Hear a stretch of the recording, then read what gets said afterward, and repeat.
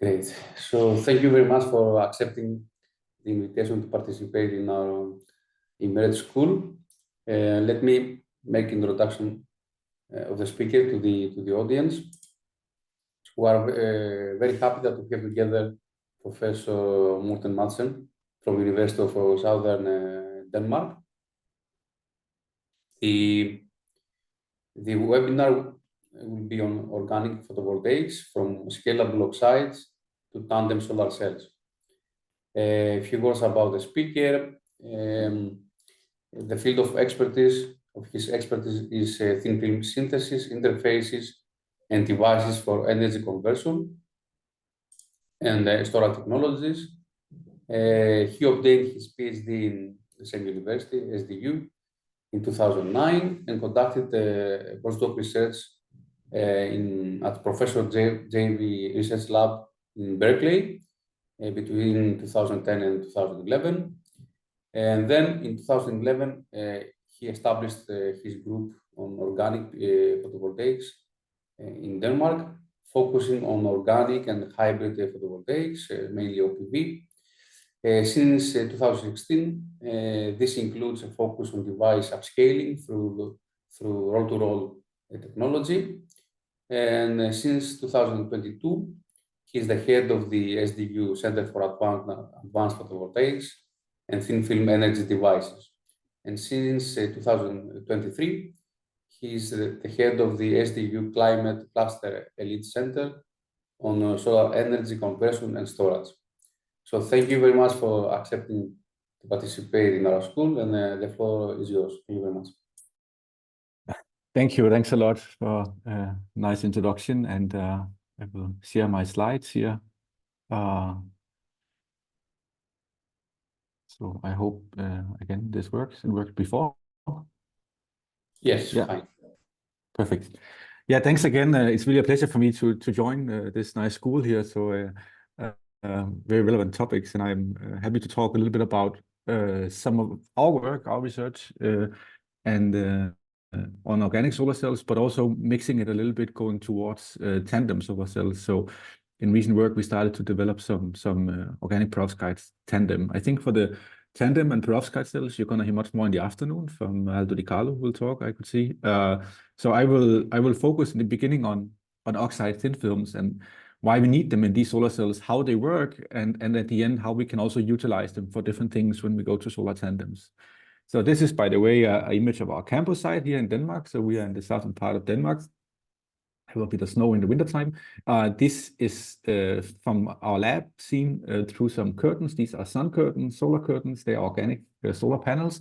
So this is the type of things you can buy nowadays. So organic solar cells has really made it to a commercial stage, but still a lot to do on the development of the technology. And this is what I will talk about today. Probably renewable energy and PV doesn't need a lot of introduction to this school here, but this is, I took something from the International Energy Agency. They make this annual reports where they can also forecast the demand in electricity and where should the electricity come from. So in all forecasts, no matter which one you look at, you would see a big rise in solar energy. And if you go to a scenario with 100% renewables, that rise is going to be huge. In all of the scenarios, it's also the largest renewable energy technology, so it will surpass wind and other things. So we need a lot of PV installed. There is already silicon PV, but as you know, silicon PV has some limitations when it comes to installations, rigid panels, bulky panels. So you're limited to where you can install it on some larger surfaces areas. So this is where organic and perovskite solar cells becomes really interesting, because you can print them, so you can form flexible thin film modules. You can scale them up at low cost. They don't need this thermal treatment process that silicon do in order to crystallize it. So everything is done at low temperatures, and that means the energy payback time is short. But also very nicely, you can design in shape, in color, and also in transparency. So you can start to get semi-transparent panels. I will talk a bit more about that later. Nice thing to see is that this has become a commercial technology. So this is from a pavilion in Basel. ASCA made the modules for it. Its whole building is enveloped with organic PV, and it's 1,300 square meter OPV. So really a scale up is happening at the moment. But of course, we need to figure out how to make these large-scale industrial-made modules more efficient, more stable. So this is still a focus area. There has been a lot of work on transferring or say increasing the performance on small scale in research labs. And one thing to pay attention to, and this is something you may be aware of, but I would anyway put it up, a main difference from organic PV compared to, for example, silicon PV is that we talk about Frankel-type excitons in these organic semiconductors. So it's really strongly bound electron-hole pairs. That means that you have a small excitonic radius, and it essentially comes from the dielectric constant, right? So the dielectric constant is low, and that means you have a high binding energy between the electron-hole pair and a small excitonic radius. If you go up in dielectric constants, like when you work with silicon semiconductors, for example, you increase the excitonic radius, and at the same time you lower the binding energy because the screening of the field between the electron hole becomes larger, and you get a weaker bound exciton. So silicon PV work with Van der Mott type excitons. They can be split at room temperature. This is not the case for organic solar cells. So we have to work with energetic offsets to split the excitons. So working principle is essentially the same as for silicon. You have a photoactive layer sandwiched between some transport layers, and the photoactive layer will absorb light. It will, if you have the right mixture and energetic offset, turn into free charge carriers, and these will be guided towards the different anodes and cathodes. In energy-wise, it will look like this here. So you have typically a electron donor and acceptor that gives this energetic offset. So when you radiate with light and you excite an electron from the HOMO level to the LUMO level, you get a formed exciton, and that exciton can diffuse. And when it meets an interface where there is this energetic offset, it can split up and turn into free charge carriers, and these can be guided to the electrodes, and we can measure the JV characteristics of the solar cell. So essentially, that is, of course, is the same as for silicon PV, but we normally see these lower fill factors due to the different recombination effects happening inside the organic solar cells. Can be excitonic recombination, but also recombination of carriers once formed. So this is something we have to work with and address. And a lot of work has been done recently to minimize the offsets needed, and by that also increase the maximum voltage that you can get out of these cells. The maximum voltage is coming from the gap between the HOMO of the donor and the LUMO level of the acceptor, of course, assuming that there is no voltage losses at the contacts. These contacts I will talk more about because this is where oxides come in. They're usually used as electron and hole transporting layers or extracting layers because you can tune them in work function to match these energy levels here. So nowadays, with the rise of non-fullerene acceptors, the nice thing to see is that, well, we have an external quantum efficiency of these cells that expands really nicely from 400 all the way up to 800-900 now nanometers. And that is because the non-fullerene acceptors, in contrast to the fullerene, they have really nice near-infrared absorption. So the mixture of the donor acceptor now fill up a much wider span of the solar spectrum, and that also means we can get higher current outputs. At the same time, if we can maximize the voltage, we start to get really high-performing cells. So for organic PV, record today is close to 20. There was a new one recently, so actually this has to be updated. The 19.2, I think it's around 20 now. And on module level, it's also very nice to see there was a new record up to almost 15% OPV module. So a lot of things have happened, but of course, when it comes to scale up, we still need to make sure that we can preserve the high performances also for molecular systems that are stable. So some of these records are set with systems that are maybe not industrially viable because they wouldn't have a long enough duration for the resulting panels. So the degradation mechanisms is something we have to address, and we have to address it actually in all parts of the solar cell.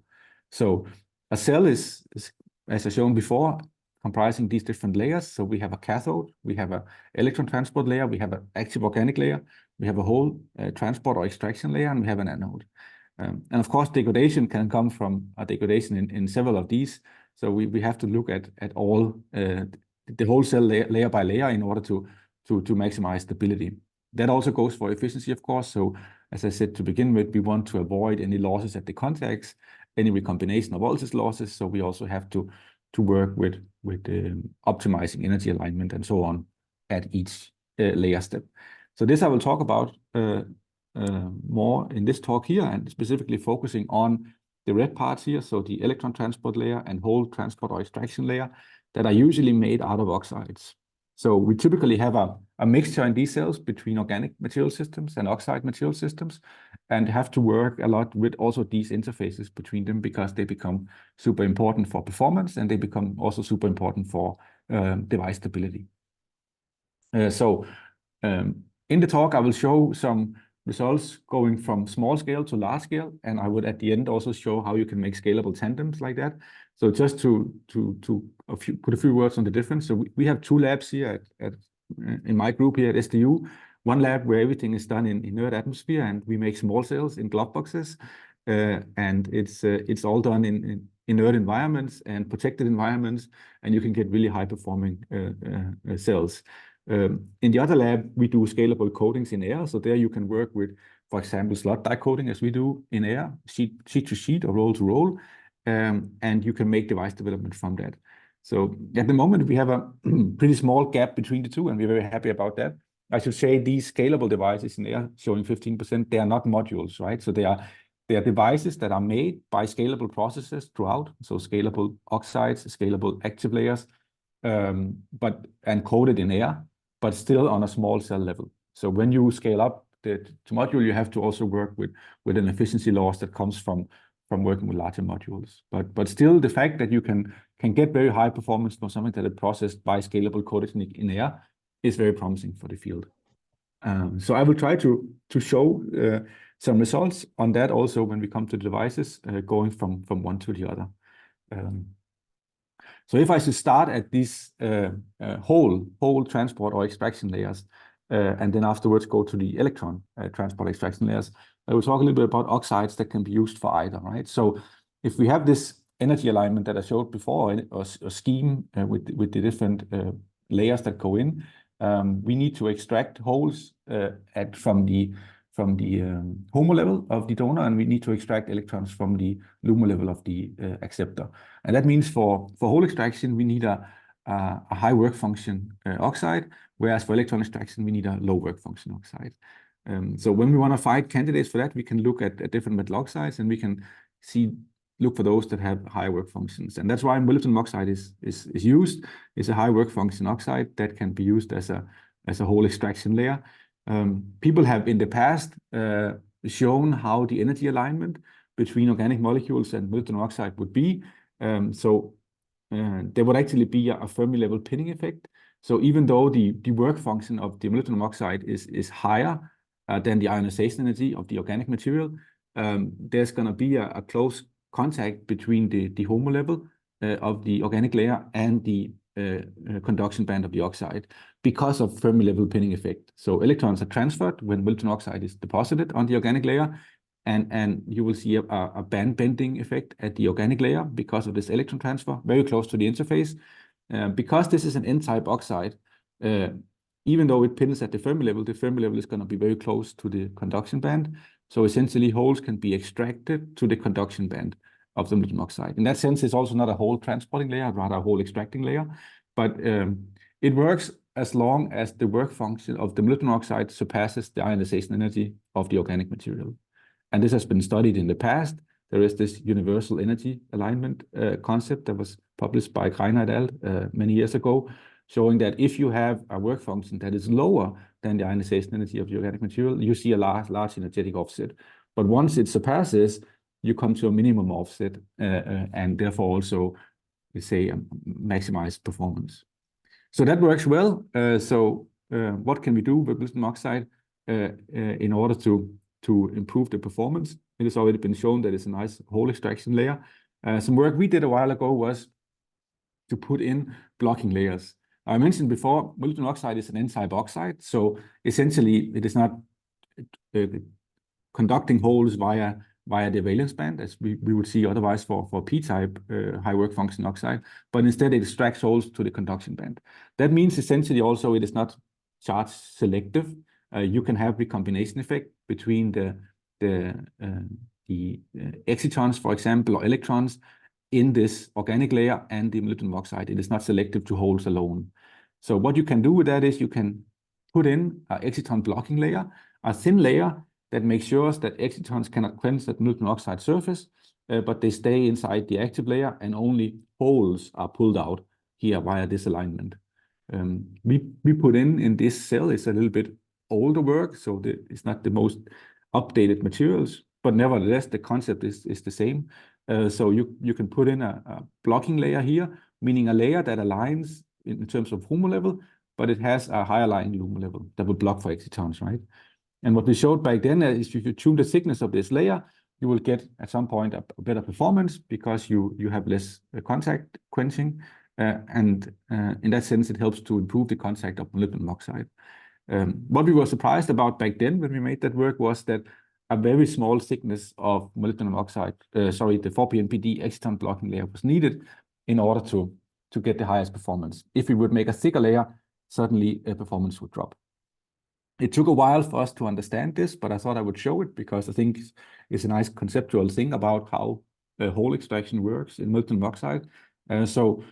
Essentially what we did was we tried then a few years ago to take these materials to the synchrotron and try to measure, let's say, HOMO levels and indirectly LUMO levels by looking at absorption. So do photoemission studies to measure the valence band spectrum and do absorption measurement in order to get the relative position of the LUMO levels out. And if you do that, you can from photoemission, you can get the distance from the Fermi level to the onset of the HOMO level, and you can do that for the material, the donor material alone, and you can do it when you deposit your exciton blocking layer, and then you can see the shifts and you can make your energy band alignment essentially. Now the energy band alignment, when you just look at the donor with the exciton blocking layer, doesn't look so promising in the sense that it couldn't really explain this effect for us. So you would actually see a negative offset in the HOMO position, which is not good for hole extraction. You would also see from the relative LUMO position that for the thin layers of 4p-NPD exciton blocking layers, you are not really blocking. So we didn't really understand that, but when we put on molybdenum oxide, then everything became more clear, because what happens is, of course, that you have this electron transfer at the interface due to the Fermi level pinning effect. And that means that the HOMO level of the exciton blocking layer will pin to the Fermi level of the molybdenum oxide.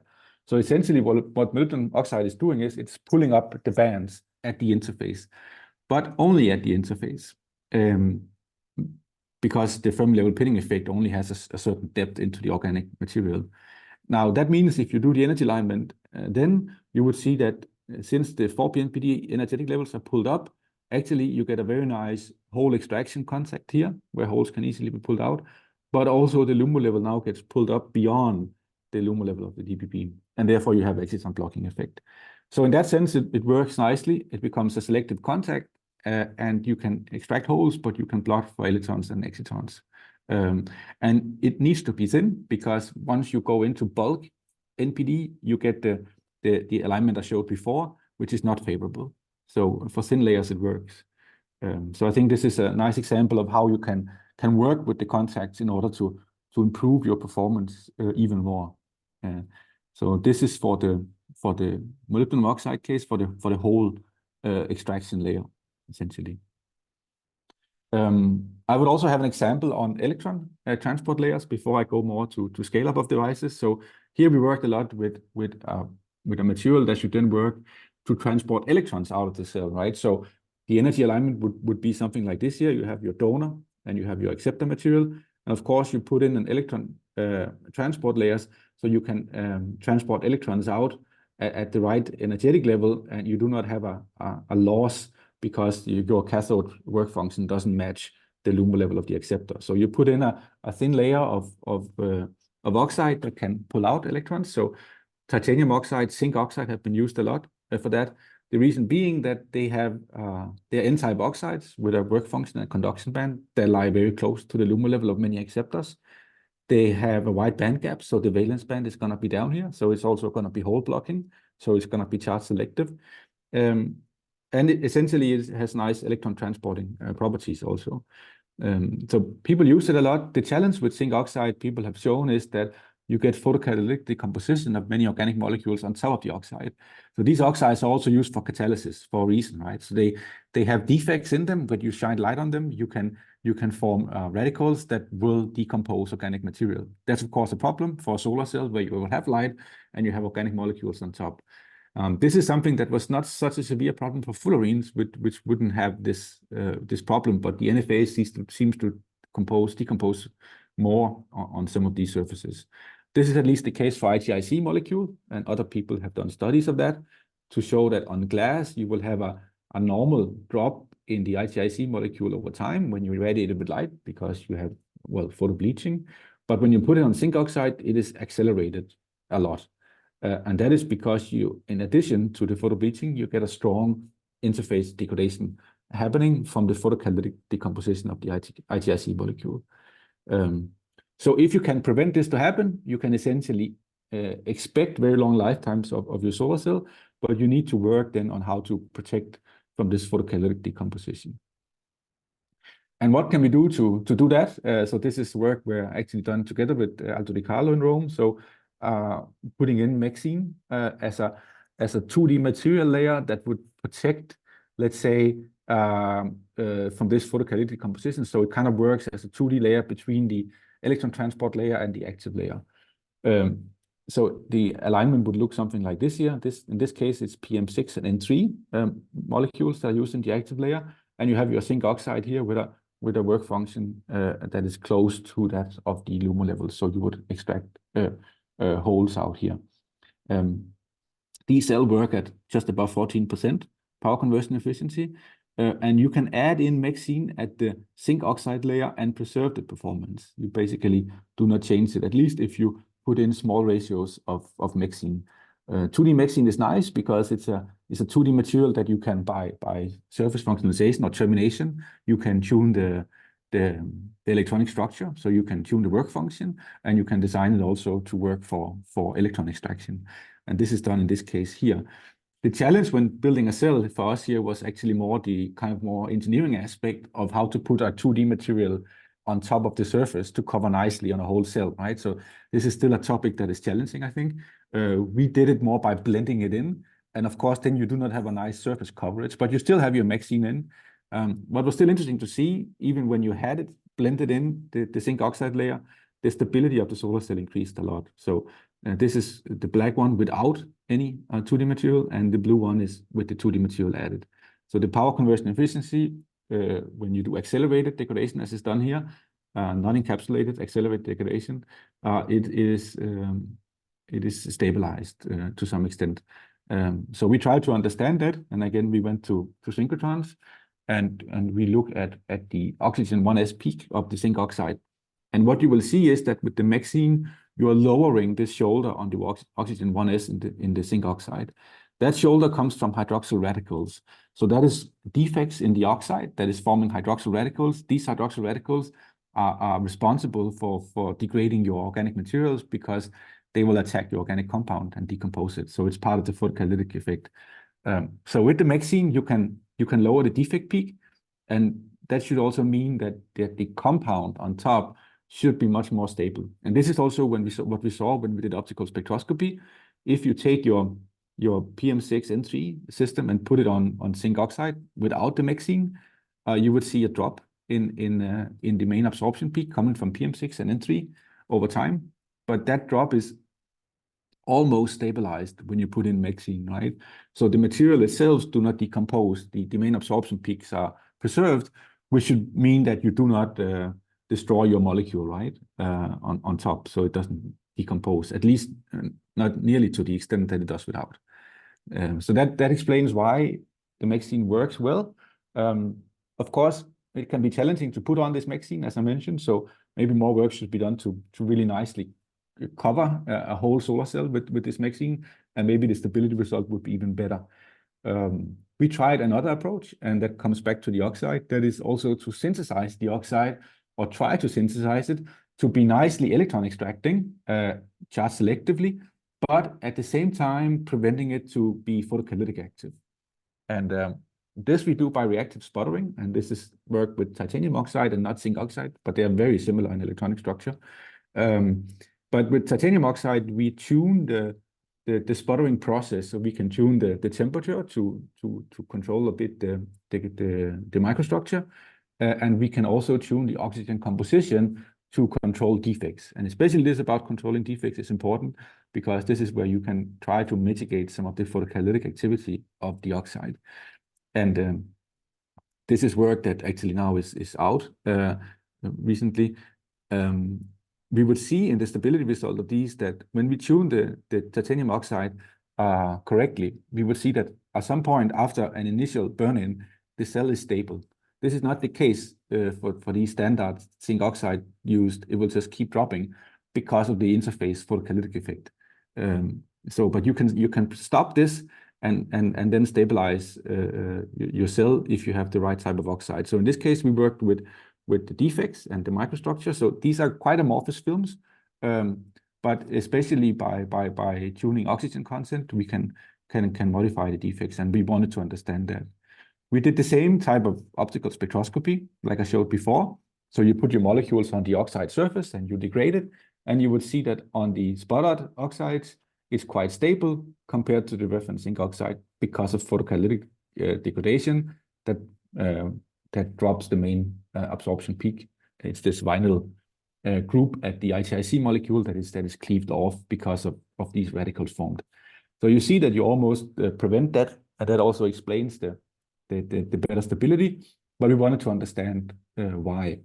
So again, we look more at these oxides from synchrotron studies. So this is some in situ photo emission done on the ITIC molecule, and this is done together with Professor Nadine Witkowski at Paris-Sorbonne University. So she's an expert on the photo emission and have set up nice ways of doing in situ photo emission. This was done by my PhD student Mariam at that time. So essentially what we saw was we can of course look at the core levels of titanium and oxygen, and when we do the in situ deposition, we can deposit very small amount of ITIC molecule while we measure both core levels and valence band. And by that you can start to understand defects, the role of defects, but you can also understand the energetics essentially. So energy alignment, for example. What we see is that for titanium oxide, we will see that we have this titanium 3+ peak here. This is the 4+ coming from TiO2, but the 3+ peak is heavily quenched when we put on the organic molecule. There is something to do with quenching of defects on the oxide when we put on ITIC. We also see that the oxygen 1s, this shoulder coming from oxygen vacancies, it is shifted when we put on the ITIC. At the end, it ends up with the organic molecule, with the oxygen coming from ITIC itself, but in between there is a shift, and that also indicates some kind of reaction between the ITIC molecule and the titanium oxide surface. That should quench defect states. So especially the defect states we were interested in. So we looked at the valence band region, and in the valence band region, you would normally see for titanium oxide this 1 eV peak. And that 1 eV peak is interesting because it comes from defect states, oxygen vacancies, and the titanium oxide. And we wanted to understand that because this is what is responsible for the photocatalytic effect. What we see was when we do normal photo emission is that when we deposit our ITIC molecule, we cannot really see that defect peak anymore. So we kind of lose our way to study this. So what we wanted to do was we wanted to do a resonance photo emission. What we do with resonance photo emission is that you can tune in to either carbon, for example, or titanium, and you can enhance your signal coming from that. When you do it from the carbon, you would see much more clearly the valence band of the ITIC molecule on the surface. This is very difficult to see when you don't do it in resonance mode. And you can, for example, look at HOMO onset. But when you do it for titanium, the nice thing is you start to see this defect peak. Now, I actually don't fully see it myself here, but at this 1 eV, you start to see the 1 eV peak even after you put on the ITIC molecules, right? And that gives us a handle to study that defect peak. So what is happening to the defects once you put on the titanium oxide, the ITIC molecule on the titanium oxide? And we did that for our spotted oxide, but in order to understand it, we also brought an NHA single crystal titanium oxide to the synchrotron to have a reference point for these measurements. And we will compare anatase titanium oxide is known to be quite photocatalytic active, so we can study that. We can compare to our sputtered oxide. And when we do that, we would see that there's quite a big difference at this 1 EV peak. The shape of it is very different. And the shape is different because you can resolve this defect peak into two shoulders, one coming from subsurface defect states and one coming from surface defect states. And you would see that the one coming from the surface defect state, the contribution from that is much higher in the sputtered oxide than in the anatase oxide. So this is the surface contribution, and this is the subsurface contribution. And that means that when you do this fitting, you can get out the percentages of subsurface defects and surface defects. And you would see that we have a much lower percentage of subsurface defects for the sputtered oxide, and that is even dropped when we put on the ITIC molecule due to this quenching effect that I talked about. And for the anatase, this is not the case. It is high to begin with, and it's high after ITIC. And why is that important? Well, the subsurface defects, they are responsible for the main photocatalytic activity. Surface defects you can quench, but subsurface not. So people have shown that this is what the main photocatalytic activity comes from. And to us, this also explains why the sputtered oxide is much better, because we can manage to form oxide if we use the right recipe that has a much lower amount of subsurface defect states. And that should mean that organic molecules on top are much more stable. So this is shown for ITIC, but of course, we would like to do more study of that with other molecules also. When I talk about these oxides that are sputtered, I many times get the question, but is that then scalable? So the second part of my talk would be like scalable development of solar cells and tandems. But yes, it is scalable. So we have in our lab, in our roll-to-roll lab, we have a vacuum chamber that you see here. This vacuum chamber, when you open it, you can essentially walk inside it. So it's big rolls that are running through the system that is 5-6 meters long. It has 10 big magnetrons sitting, and you can pass through a roll web with a 350 millimeter width. So essentially, you can do sputtering on rolls. And we have tried to transfer this sputtered oxide on a small scale to a large scale roll-to-roll system. And this is what I show here, just initial results in the top corner showing that, well, the black one is for the spin-coated zinc oxide reference device, and the blue one is when the titanium oxide is sputtered and treated in the right way in order to get the highest performance.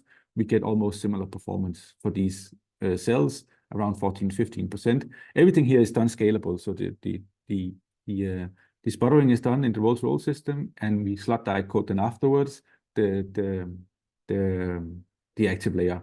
Of course, the top contact is in this case here evaporated. Otherwise, we wouldn't get these very high performances. But it shows that you can transfer it to scalable deposition. Just one other thing I would show before I go more towards the tandems is organic solar cells have always used this bulk heterojunction approach, but very recently we also showed, and other groups too, that bilayers become more and more relevant. So in this work here, we have studied 7 different systems, organic systems, so donor-acceptor combinations, and studied bulk heterojunction versus bilayer cells. And what we see is that when you optimize your bilayer with the right aspect ratio or the right ratio of donor thickness and acceptor thickness, you can get performances that are at pair, sometimes even better than the bulk heterojunctions, which is quite interesting, and it has to do with the longer diffusion lengths of excitons in these systems. So in the new molecular systems, the packing of the molecule allows for longer exciton diffusion lengths. So even in a bilayer, they can reach the interface and charges can separate efficiently. The nice thing about bilayers is that the morphology, the structure is much more stable than in a bulk heterojunction. So you can imagine in a bulk heterojunction, you have these nanoscale domains of donor acceptor, but when the cell is working and thermally treated, you may get phase segregation. But this is much less severe in bilayer cells. So for all the bilayer cells we investigated, we see that stability is always a bit higher. Photostability a little bit, but especially thermal stability. And thermal stability more relates to the internal morphology and structure. So I think that's a promising direction also for OPV, and we have also done scalable development of that. So very recently, we tried also to scale up these bilayers, and you can show that you can indeed transfer that also to slot die coding and get again this high performance, even surpassing a bit the bulk heterojunction when it's optimized correctly. So this is the prototypes that you can make from that. So we make some simple solar modules. Can be semi-transparent one, it can be opaque ones, and done by slot die coding. I will not show the video here, but maybe just go on with what we can do with these scalable developed solar cells. So I wanted to talk about light management and tandems for the last time that I have. And we have done some work in trying to control light management in such scalable cells. So these are cells where everything is done by scalable techniques, right? So the cathode is spotter deposited on, but roll-to-roll spotter deposited. And all these layers, the active layer and the whole transport layer, in this case, PDOT, it's slot die coded on top. So it's a quite simple device structure, this one. It's ITO-free. The material is now ITIC a little bit lower performing than the latest one, but I think the light management concept is still the same, actually, even for other systems. So what we tried in the first example I show you is that we put in nanostructures, actually diffractive type gratings that would enhance the light absorption in the cell. So what is happening in this type of device here is that light is entering from the top and it is reflected back from the metal cathode, right? And that means light passes when it enters, but it also passes the active layer when it exits the cell. But it is just reflected directly backwards. Of course, you can imagine if you put in nanostructures here, diffractive gratings, light will enter from the top. Whatever is not absorbed will now be diffracted into certain angles. And the angles you can tune by tuning the pitch of your nanostructures, so you can make it match to the absorption spectrum of the organic molecule. So this we have done here. We have put in these diffraction gratings. And what is new about this here? Well, the new thing is that all of it is scalable, also the nanostructures. So these nanostructures is made from roll-to-roll nanoimprint lithography, and it's actually a technique where you can print nanostructures down to up to 60 meters per minute. And I will show this small video here. I hope it's not too loud. So this is. We cannot hear, but we can watch. You cannot hear? Okay. This is the printing of the nanostructure. So you see this roll running, and inside you have a lamp, a UV or blue lamp that will focus light into the contact point. So a web is contacting, the nanostructures is imprinted into a resin on the foil, and light is irradiated to cure the resin. So in that way, you get this imprint that sits on the stamp, on the roll, transferred into the structures. So this is a roll-to-roll technique done by a company, Stainsborg, that we collaborate with, a Danish company that fabricates these tools and can do these structures.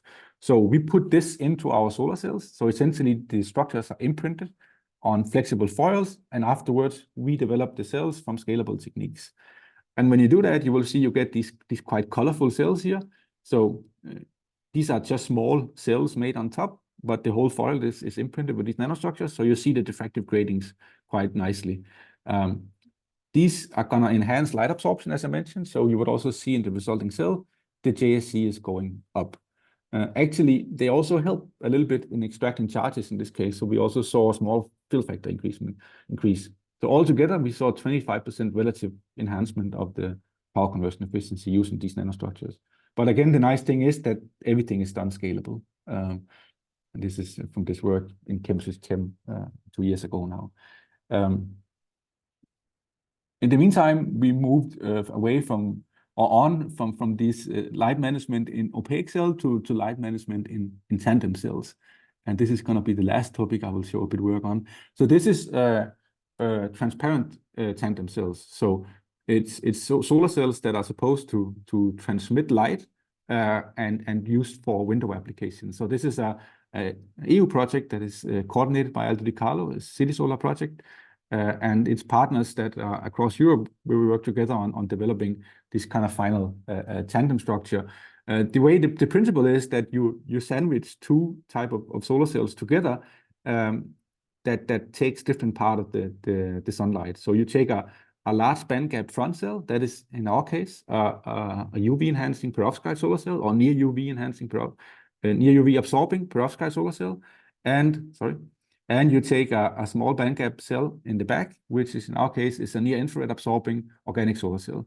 And that is possible because of the kind of the boom in these non-fullerene acceptor molecules that makes it possible to get really high quantum efficiencies in near infrared region. Now, when you put these two together, if you can manage to make the layers less absorbing for visible light in between, you can get a transparent cell that still has a high efficiency because you utilize the near infrared light and the near UV light. So it's a complicated structure, but at the end, of course, all these materials and layers can be done in scalable processes, like what I showed you before. So this is an example of such a cell shown. I will show you another example, but here you actually see the city solar poster through the PV module that is then lit up here, showing that it's functioning. So you can imagine for light management in this year, the concept becomes now different than it does in an opaque cell. In an opaque cell, we had the back reflection from the metal contact, but this you do not have here, of course, in a transparent cell. You cannot have opaque metal contact. So you work with two transparent contacts in both cases, organic and perovskite, and light passes through it. That also means that when light passes through the perovskite and the organic cell, there's not going to be a back reflection that will normally boost your performance. So what you can do in this case is you can put in some wavelength selective reflectors. And so light management becomes working with distributed back reflectors. And this is some examples I have here from that done in our lab. So essentially you put together, and this is again oxides, you put together oxides that are alternating high index and low index oxides. And if you do that, you can form back reflectors that will reflect light at certain wavelengths, but still remain transparent, invisible, because both of the oxides are wide bandgap oxides. So the parasitic absorption losses are low. Of course, you can do optimization of thicknesses and modeling of that. And modeling was also used to guide this work here. And when you do that in an ideal case, you would get something like this here, where you in your selected near infrared region, so this is now for the OPV part, so a near infrared mirror, you can say, you have a high reflectance in the near infrared region, but at the same time, you have a very high transmittance in the visible. So this could be used to, for example, for Y-type acceptors I showed before, you would reflect light back so they can absorb again, but the visible light is passing through because it's almost as transparent as glass in visible region. So this is also what you see visually here. So this is for the near infrared part. For the near UV part, you would have a stack where it's tuned. So the reflection peak is now in the near UV part, so for the perovskite cell, but the concept is the same. You remain with a very high transmittance in the visible part. Actually, in this case here, we have even had higher transmittance in visible than for glass, a little bit, but around the same level. So then you put these behind the cell and you can put them together in a tandem structure. So this here are solar cells, as you mentioned, that are made in Rome. So this is from Fabio Maggiotti that developed the perovskite solar cells. So it's near UV absorbing perovskites, as you would see from the EQE spectrum here. So the black one is from the perovskite alone. And we put then the DBR behind. And when you put this DBR behind, you will see that the EQE enhances in this region here because light is reflected back into the cell. And if you at the same time tune the DBR to only reflect the near UV light, but remain transparent and visible light, the average visible transmittance, the AVT, will not be modified. So this is what you see here from the transmittance spectrum. The green is from the DBR. You can see that the edge of the DBR is tuned to lie just next to the edge of the perovskite solar cell. In that way, this light here from the perovskite solar cell that is initially transmitted from the black peak here on the bare perovskite, it will be reflected back into the perovskite cell. So with the DBR, you see the red curve here, that light is being absorbed. That is good because that is light that is outside the photopic response, so it can help to enhance the performance of the cell. But it does it without hampering the AVT because the edge of the DBR is placed exactly at the edge of the bandgap edge of the perovskite. So in this case, you would see an enhancement in JSC and enhancement in efficiency. And since the AVT is the same, 62, you enhance the LUE, so the light utilization efficiency of the transparent cell. So it can be used to boost the performance of a perovskite solar cell. We have also examples showing that for organic solar cells. So this is organic solar cells made at FAU, at Christoph Barbett's team at Erlangen-Nürnberg. And here we would put on the near-infrared DBR that would reflect near-infrared light back into the cell. And actually, in this case, you see a clear enhancement in JSC. And you can also see from the transmittance spectrum why that is. So the OPV has still some transparency around the near-infrared region, even though light is absorbed by the NFA system. But this light is, of course, outside the photopic response, so it could be utilized and keep the cell transparent. So we tune the DBR edge so that this light is reflected back into the cell. So the red curve here is the organic cell with the DBR and no longer transparent because it's reflected in infrared because it's reflected back into the cell. And we try to keep the transparency invisible as before. Of course, here you laminate on top a glass. So even if you laminate a bare glass, you would see a small drop, and this is the small drop we see here. But still, the enhancement is quite clear in the JSC and therefore also in efficiency. So even though we have a very small AVT drop, the LUE overall is also enhanced here. So you can use these for light management in the perovskite and the organic cells individually. Of course, at the end, you want to put them together, and this is still work in progress, but I just show the larger module. This is 13 by 13 centimeter, a semi-transparent cell that you can then see through. So again, this is still work in progress to increase even more the performance of these, but it shows that it works nicely, and you can also scale it up, and you can get a well-performing transparent cell from this kind of concepts. So I think this is what I wanted to show. I hope also time-wise I'm okay. I want to thank people. Of course, I showed City Solar work here, so I already acknowledged the people there, Aldo Di Carlo, and the people in Rome and Christoph's group in Nuremberg, especially for sending the cells. To us, Nadine for the photo mission work, because he has been working with us for a long time on this topic. And of course, the people from my group, they have provided a lot of these results that I showed you today. So a huge thanks to them. And thanks to you for listening and for having me here. So I'm happy to take any questions you may have. Thank you very much, Morten. Very nice presentation regarding your activities on OPVs and beyond. Let me check the chat for questions from Manas again. Manas is very active. I think he's the most active student of the school. Thank you, Professor, for the informative presentation. Have you observed any trap-assisted tunneling at the interface, similar to what has been observed in the carrier selective contact works, such as the silicon MOX interface? So this is the first question. Trap-assisted tunneling. Yes. No, not directly. I mean, in this case here, we work a lot on tuning the oxide electronic structure to make that match to the organic cell that we extract from. And in the best cases here for both the titanium oxide and molten oxide that I showed, we work a lot with controlling the defects to minimize that and have pure extraction into to the transport layers of these oxides, right?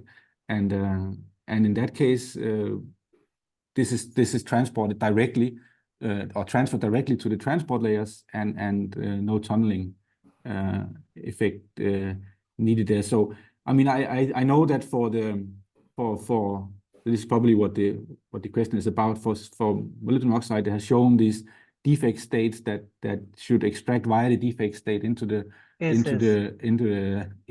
conduction band, right?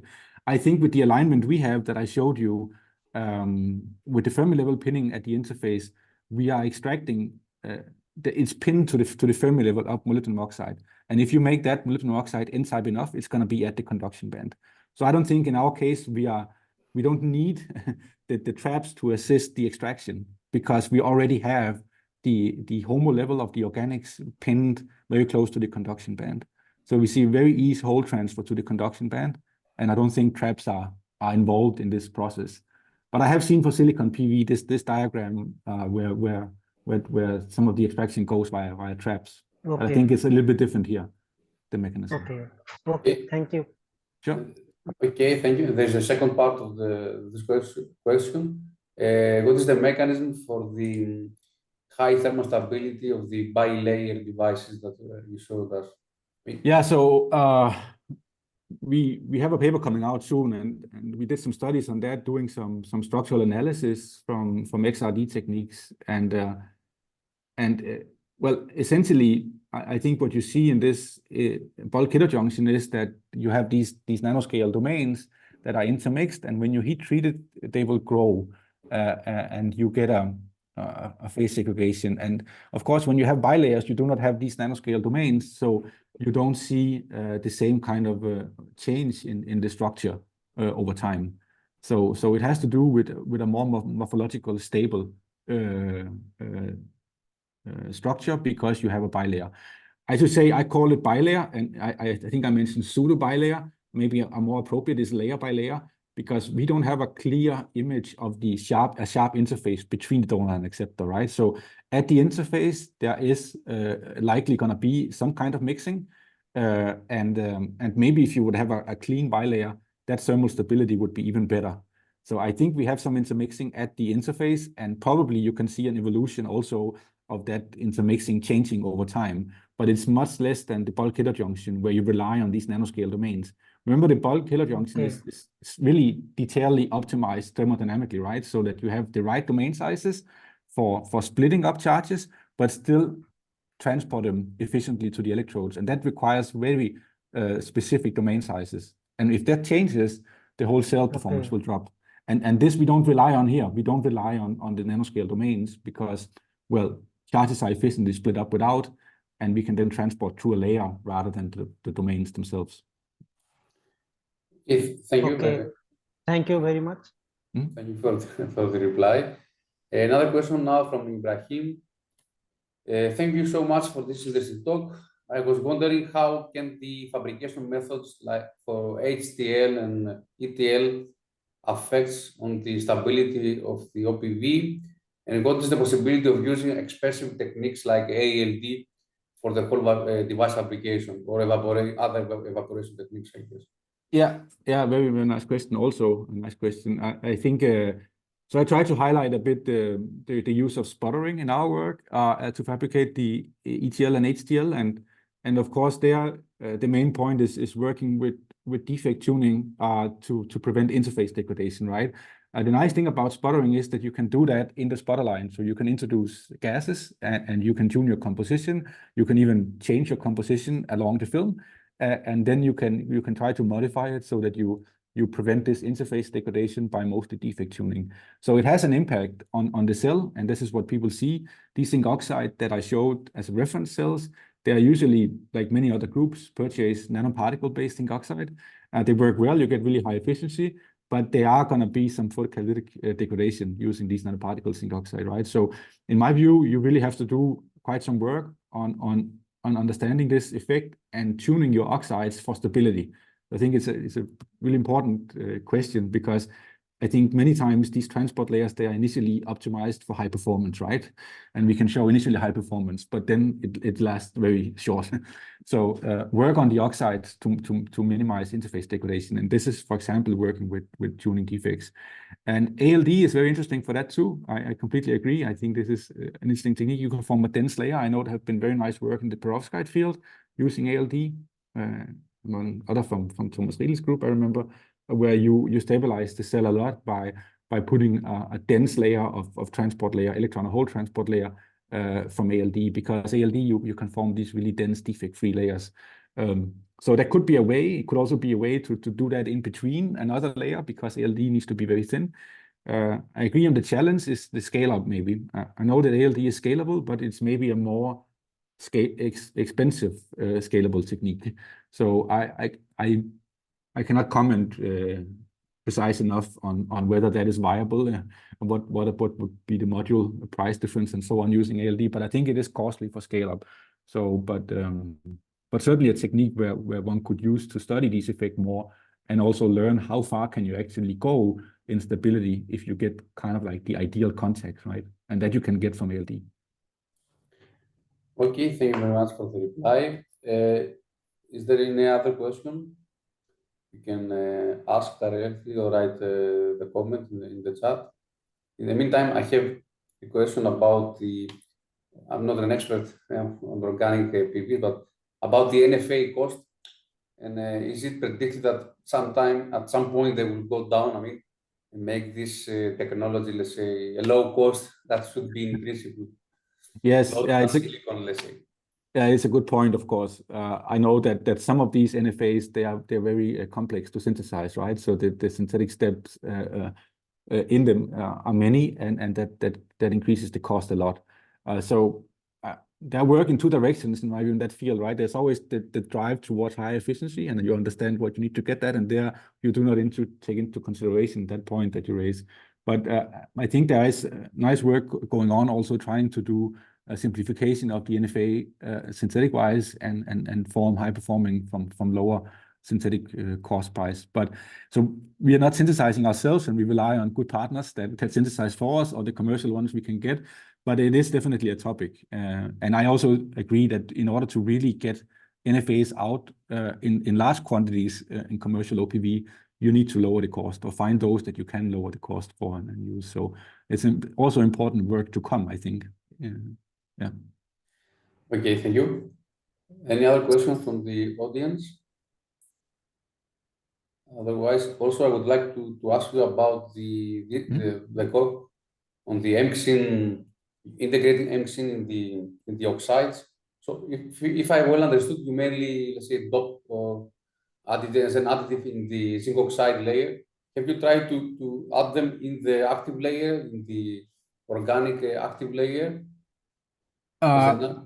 Not in a detailed enough study, but I know there has been some work doing that where people have shown that you can improve interfaces, but also active layer performance with that. We have not done it in a detailed enough way, so we have focused mostly on the interface. I mean, our motivation for this year was again this interface degradation, where 2D mixing is nice because you can get the right work function right, and you can terminate the surface so you don't get interface degradation. The challenge for us was really then putting it as a layer on the surface alone. And I mean, the ones we tried where we did a bit of active layer, we did not see the same improvement. So we saw the improvement in the zinc oxide, not in the active layer. Maybe it has to do with how the mixing is placed in the layer, right? Once you coat the film and you dry the film, where do you have your mixing? This we also studied for the zinc oxide. I mean, do you see it at the surface? At the photo emission studies done when you do hard X-ray analysis, you would see your mixing in some cases sitting at the surface of the zinc oxide. And I don't know, in the active layer, we did not do studies enough to see where do we have the mixing afterwards, right? And maybe there's some optimizations to do there. Well, it's certainly a nice material system.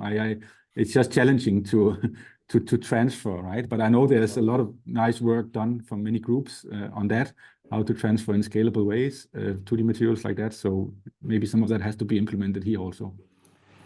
Okay, thank you. And one last question from the chat. What is the highest active area of OPV fabricated from your lab? Oh, I don't know, actually. We do some modules that are, I don't know how many square centimeters, but we do mini modules of these sizes here. It's usually like this here. We don't 10 by do 10. 10 by something 10. like that. Something like that. Yes.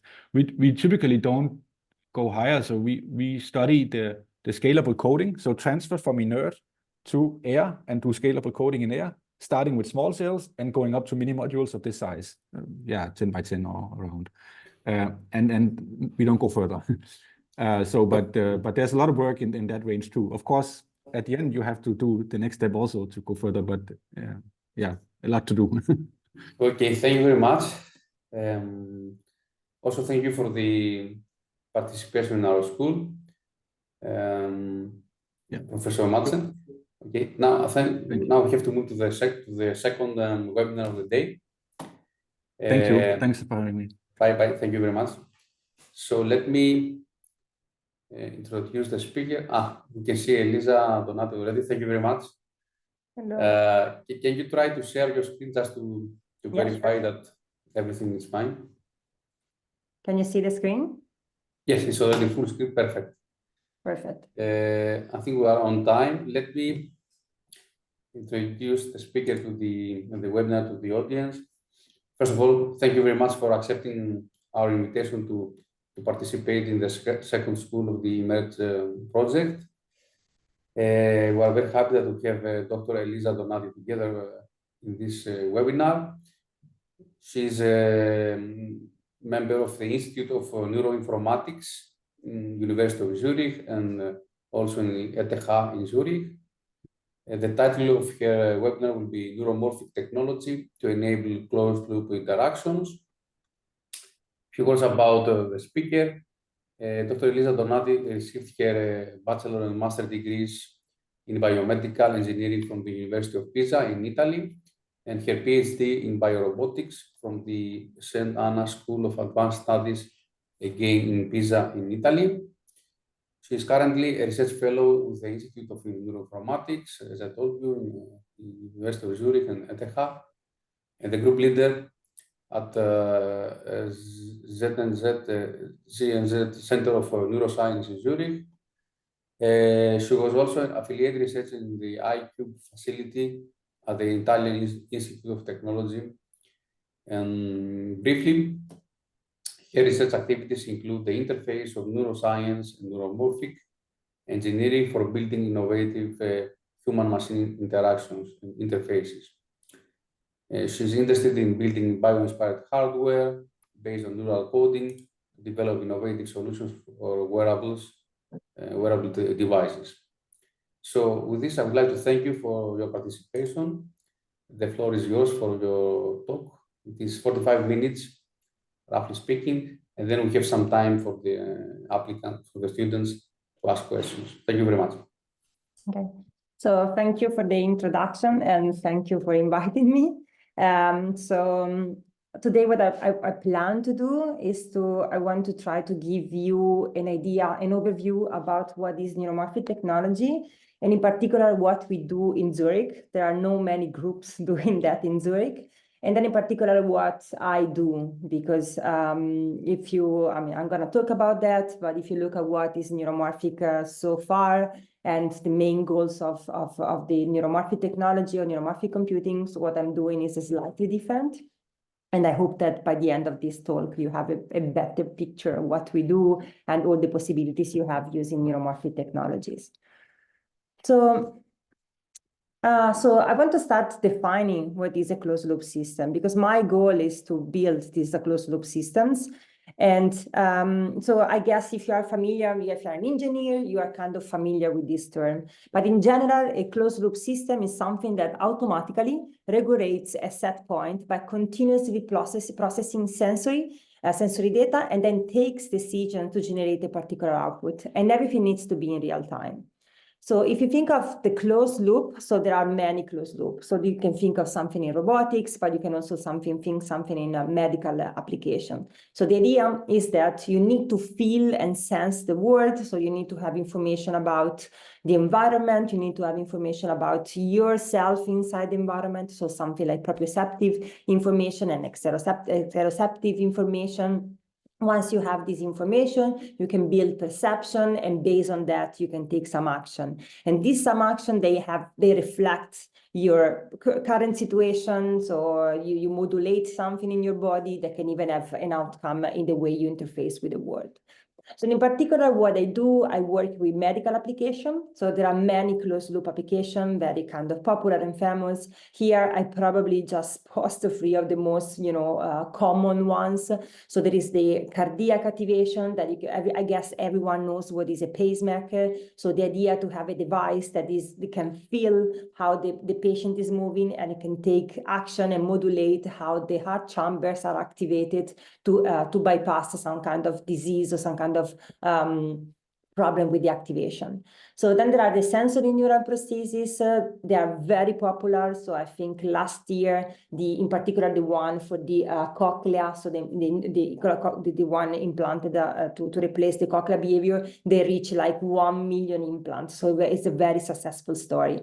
And similar is the one of visual prosthetic devices, where you can restore some missing functionality, but they are not so popular like the one of the audio, but they are kind of popular. And then finally, I just showed you what is to the prosthetic limbs. So having this bioprosthetic system, bidirectional. And this is something I'm going to focus today because it's something I'm mainly working on. But the way I want to do it, I want to do that. So I want to build closed loop system by using neuromorphic technologies, because I believe that neuromorphic technologies, they can enhance traditional closed loop system, because they work pretty fast, so they can reduce the latency. They consume a very low power energy, and this is ideal if you want to have something, for example, that is you need to have inside your body, or you need to have something that is always on. And then they're able to operating with the similar dynamics of the environment, meaning that they can generate the same time constant from the environment. I'm going to go in details about all these points, and just to show you why I'm looking at these neuromorphic technologies as possible solutions. So, but I would like to start what is neuromorphic for me. Because so if you look at nowadays, you look at the internet and you make a search about what is neuromorphic. Neuromorphic is everything. So it's very difficult to make any possible definition about neuromorphic. So originally, the term was coined by this guy in this picture that is covered mid at Caltech in late 80s. And the idea is to have devices like VLSI systems that are composed by analog and digital circuits that can exploit the physics of silicon to reproduce the biophysics of neural circuits.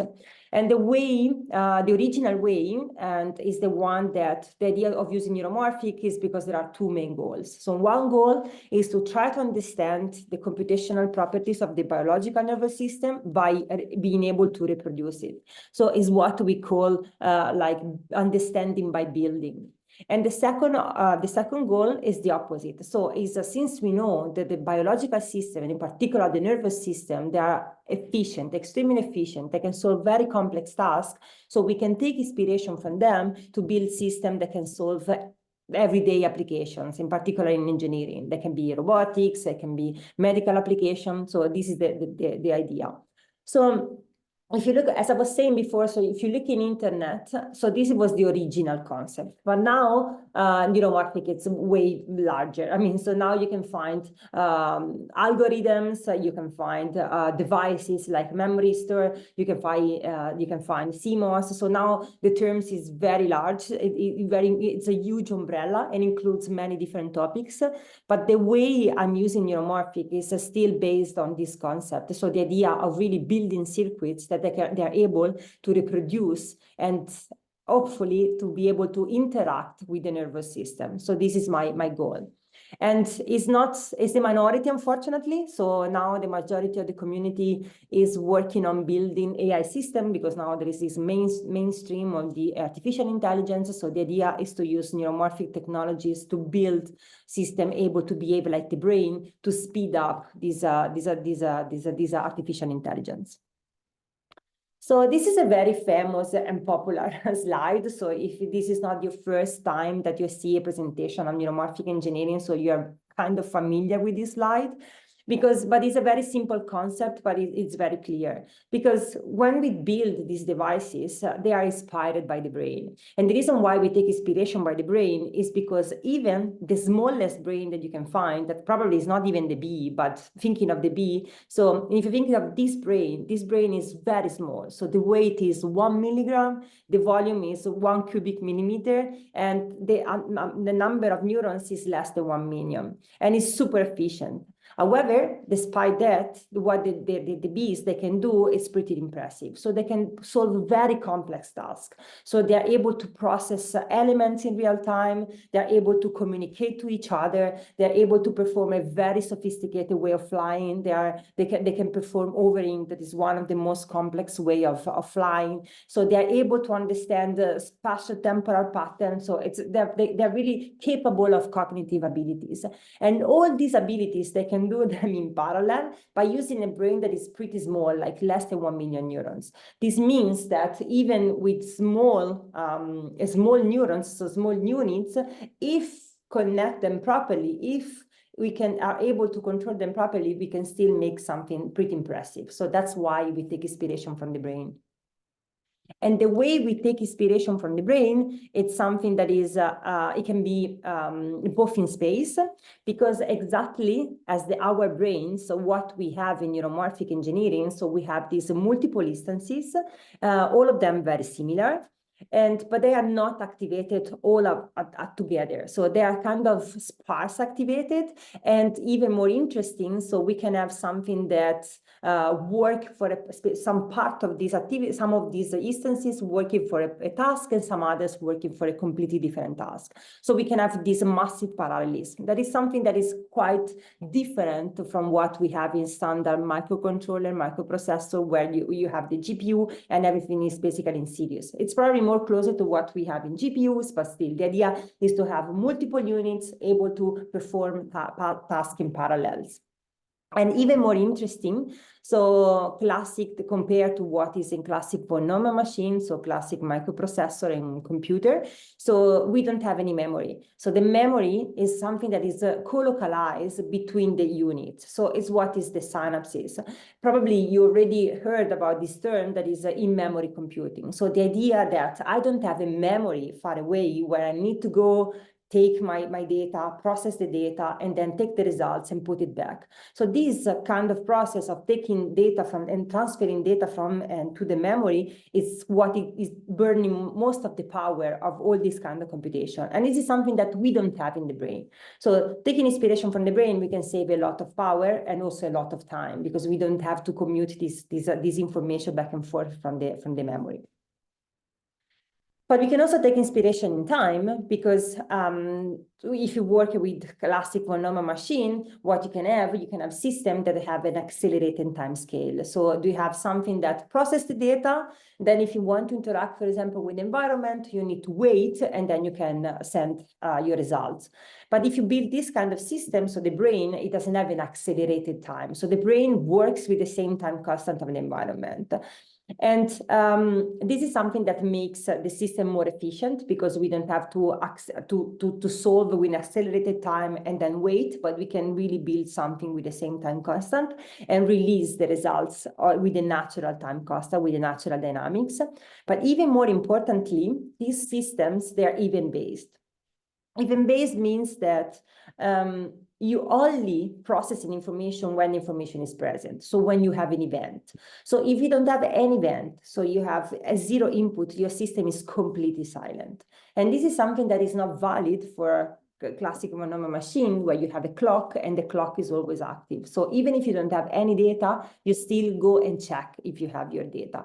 This is something that it doesn't happen here. So you have something that is an event. So it's processed only when it's present. And for doing that, we use this asynchronous design. So something without clock. So we don't go and check constantly, but only when an event is present, we process it. So this is, for doing that, we need to have this asynchronous design. So, and in particular, what I do and what we do in Zurich, and I think there are, unfortunately, few groups still working on these mixed signal systems. So the idea is to have a core of device that is analog, so make the computation completely analog, and then to make the interface that is digital. So the way of making this computation that is analog is it's completely based on this idea of having these circuits. Just a simple, so if you think of a very simple transistor, so here you have just a transistor. So if you know how the transistor works, so anytime, so if you apply a voltage to the gate, at some point there is a voltage between the gate and source. And when this voltage is above some particular threshold, so there is a current that starts flowing from the drain and source. And this is the shape of the current. So you have something that grows linearly and then goes to some particular plateau. This linearly growing is what is called subthreshold. And when the current is stable, so it goes to some particular plateau, is the status, and this state is called above threshold. So in the subthreshold domain, for small changes of the VG current, there is a huge change in for the small changes in the voltage between the gate and the source, there is a big change in the one between the current between the drain and source.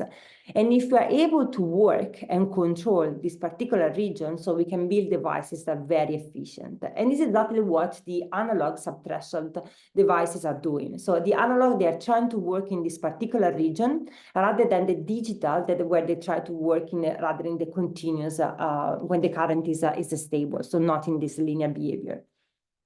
And then by taking these transistor and combining them together, so we can make more complex structure that they are in the analog core. So in particular here, I just reported two pictures. So one is the synapses and the other one is the neuron. And the idea is that you can think of all these blocks inside the analog core really like building blocks. So you can take like Lego. So you can take different Lego, combine them together and make more complex structure. So if you see the one on the top, this is the synapses. So the synapses is something composed by 6 transistors and 1 capacitor. So a very simple circuit, but still is able to perform a kind of complex behavior. And in particular, you can think of the synapses like a digital to analog converter. So if you apply a pulse in input, so the circuit is going to produce a current in output, and this current is what we can use to inject or subtract to the neuron. And the behavior of this particular neuron, so this is a DPI, a differential integrated pair. So the idea is to behave like a low-pass filter, meaning that if you have a very long input, so you can have a continuous current. So you can have like a behavior like a RC behavior. And it's similar if you have a very high frequency. So that's why it's considered like a low-pass filter, first-order low-pass filter. But then if you have even more, if you start to complicate the circuits, you can make more fancy behavior. So here you can see the one of the neuron. So the neuron is composed by multiple blocks, some of them in charge of the leakage. So this in particular is a leak integrated fire neuron. So you can have blocks in charge of the leakage part, block in charge of, you know, the positive feedback, negative feedback, or you can still complicate it by added blocks. So you can add refractory period, adaptation. So you can add circuits and make the system more sophisticated. And all these computation in the core is fully analog. So, but the way we communicate with this analog core is by using a digital periphery. And the reason why we do that is because we want to ensure that there is a communication. Because similar to what this theory about having spikes in the brain, if you can communicate with pulses, the communication is more stable rather than having a continuous analog signal that can degrade. So the idea is to use these pulses, so sending the pulses inside the chip, and the synapses take the chip, the signal, and convert into spikes to continuous current to process inside the analog current. We can also use these digital periphery to set particular networks and to send parameters to neurons and synapses. And the way we communicate is by using a particular protocol of communication that is called address event representation. So the idea is that each neuron and each synapses inside the animal core has an address. So anytime I want to send something to a particular neurons and synapses, I can target it by the address, and similar I can do by reading. So once my neuron generates some spike, I can look at the address of the neuron and the time, and so this is the information I need. That's exactly because it's asynchronous. So, and then we can build all together. So here I reported a couple of figures. So the one in the bottom is the behavior of the measures of the output of the synapses, just to show that this is something that is comparable to the measurement on the biological synapses. And in one in the top right is the behavior of a silicon neuron. Maybe you don't see it, but small here, there is also behavior of adaptation in the silicon neuron. And this is something like this data, they are built to match the behavior of biological neurons. So, and the way, so then now I have this, once I have this neuromorphic computing, so the idea is to use them, so neuromorphic technology, neuromorphic chip, so the idea is to use them to work at the edge, so to make systems that are very small, working at the edge, because we want to empower this embedded closed loop system with real-time, low power, and brain-inspired processing, because we want to take intelligent decision-making. And so by using this neuromorphic technology, we can solve some of the requirements that we have for edge computing. Because in the edge computing, so we need to have a closed loop system, so something that is able to read and react quite fast. So we need to have a very reduced latency, and we need to also to improve the efficiency. In particular, we need to improve the efficiency at the level of the power consumption. And so by looking back at what I was saying about neuromorphic computing, so you can see here that you can use neuromorphic technologies for solving these two problems. So having system able to react in real time with the same time cost as an environment, and able to work in a very region that is very, and with this event-based principle that makes the efficiency, improves the efficiency. And by doing that, we can allow to have systems that have a reduced bandwidth, because if we can build something at the edge, and we can process the information at the edge, so we don't need to stream outside many data, and it's often one of the biggest limitations. And so we can reduce the problem of the bandwidth that we have with when we want to measure multiple data at the same time. And if we can process something at the edge, we can also solve the problem of the data security and privacy. That is something that is quite relevant when we work with medical application, because we have data and we don't want to send data of the patient outside. So, and just to briefly mention something, because it's important for me, is that the approach I'm using is not something that is based on deep learning, but it's rather based on feature engineering. So the idea is that, so everyone now, everyone is using deep learning. Deep learning is great, can solve very complex tasks because it's able to extract very complex features, and is also very good in adapting to new data. But at the same time, has some quite strong limitation that makes the deep learning not good for embedded system. That is the one that we need to fine tune, optimize the system. It works pretty well if you have a large data set, and it's not always the case when we work with medical devices. And we have limited interpretability. That is something that is not something desired when we work with patients, because we want to understand what's going on with the data. And it's very computationally expensive. And it's something that if you want to build embedded system, this is something that is not desired, because you want to have system that they are able to last as long as possible.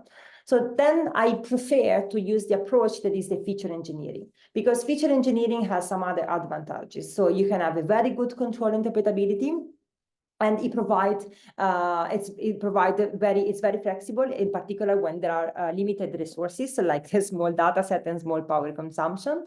And at the same time, the cons are that they require domain expertise and time consuming. However, when we build embedded systems, so one of the main aspects is that we always know what we want to do. So we know our task. So we need to build a system that is task specific. So we know the domain we are, so we can build something very efficient.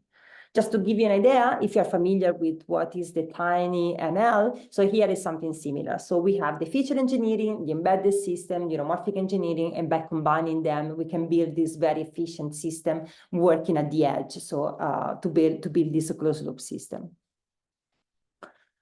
So just to make a summary, so why neuromorphic and why event-based? So it's because the system, as I was saying, is able to work in real time, is energy efficient, is able to adapt because they are good in adapting to new data, and so they can dynamically adjust the features. So they are very good. So if you want to build like an embedded system, so where you can have hardware and software co-design, and so that is something that, for example, if you think of Apple, so if you think of an Apple Watch, so then is not, sorry, if you think of, sorry, I'm so sorry, if you think of Apple in general, so why Apple, the Mac is so powerful is because it's a co-design between hardware and software. So it works well when you have a computational limitation because you can actually solve very complex tasks by taking advantages of the circuits rather than very complex software, and they are good to interact with the environment because they can build the same time constant of the environment. So you can enable this easy interaction. So you can create a system that is able to speak the same language of the environment, or what it wants to interact with. So here there is a list of all the projects I'm working on. So, I work both in application in medical devices and in robotics. And in particular, I work since now a while on try to build closed loop upper limb prosthetics control systems. But I also work in wearable devices for long-term monitoring, in particular in patients with dementia, because if you think of this kind of patient, if you want to understand the state, you need to have multiple sensory, you need to process multi-sensory at the same time, and you need to have a system that is able to last long, because you don't want to ask people with dementia to recharge the device often because they don't remember. So you need to have something that, as we like to say, you can wear and forget. And then we also use a system for doing this cardiac activation monitoring for pacemakers, so building neuromorphic adaptive pacemaker and to detect anomalies. And I also work a little bit in robotics because, as I was saying, the robotics is I did a PhD in robotics, so my first love in robotics, so I still work a little bit in closed loop system for control, both low level and high level.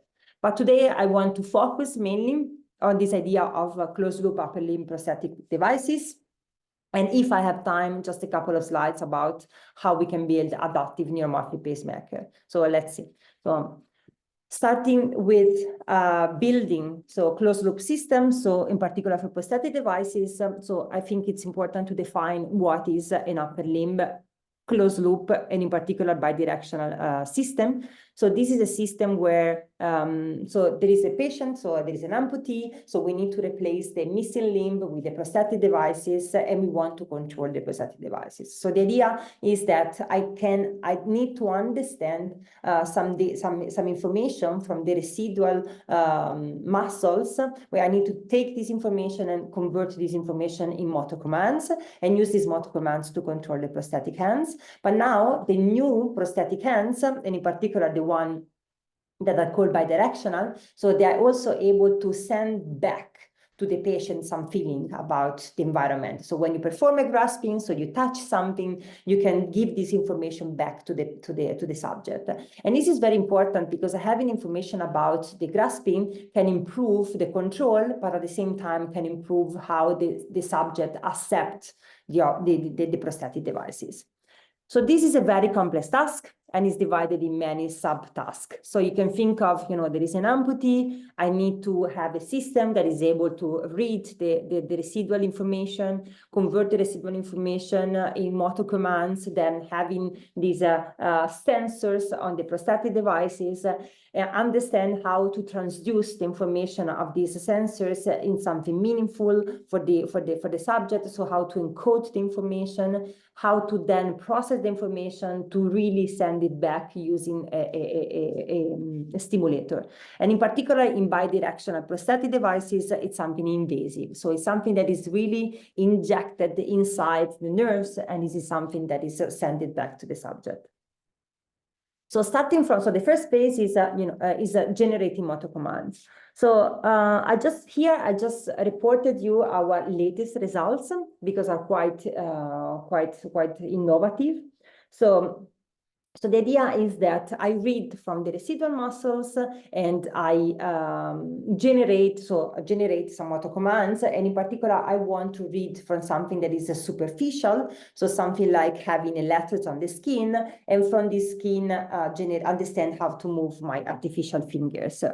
So, so far, the currently state of the art is based on gesture recognition. So you have these fixed gesture, and they're very well defined and predefined and fixed movement. However, the way we use our hands is not in this way, so it's not fixed. So we have something that is continuous. So we have a continuous regression. And this continued regression can be like a movement that can be mapped in the angle of the fingers, or like in the force that is generated when I touch some particular object. And if you're able to perform this regression, and if you're able to perform them for each finger in an independent way, so we can really have something that is much, much closer to what we have in the real hand. So we can really make a system that is more acceptable for the subject. However, the state of the art, again, is more than just a recognition. This is a very complex task. There are no many applications on just recognition for regression. So here there is a data set. So I think it's just to give you an idea about the data we need to process. So we have this information from the residual muscles that we can measure from the skin. And this information is just the electrical activation of the motor neurons underneath. So the sum of the motor neurons gives this output that is something that we can measure from outside.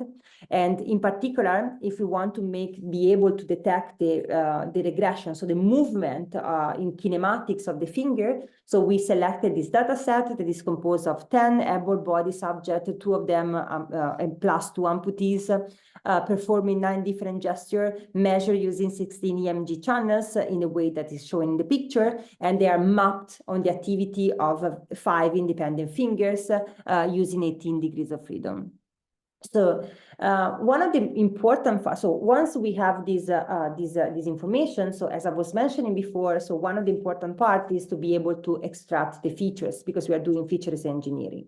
And at the same time, we also need to use this feature and convert the features in spikes, because in neuromorphic computing, we need to send data all in form of spikes. And then in the analog code is taking care of processing them in a proper way. So the way we were using to extract this feature is something that is based on the energy of the movement. It's something that takes inspiration from the cochlea. So there is a set of data. So this set of data, so the idea is to take each, so there is a schematic here. So there is for each channel, so the channel was split in different bank of filter. Each filter it was keeping at different frequencies about the original signal. So like exactly as the cochlea does. And then the signal was split in the ID, and in particular for the EMG signal, we were using logarithmic way of converting, because we know that most of the information is in the low frequency.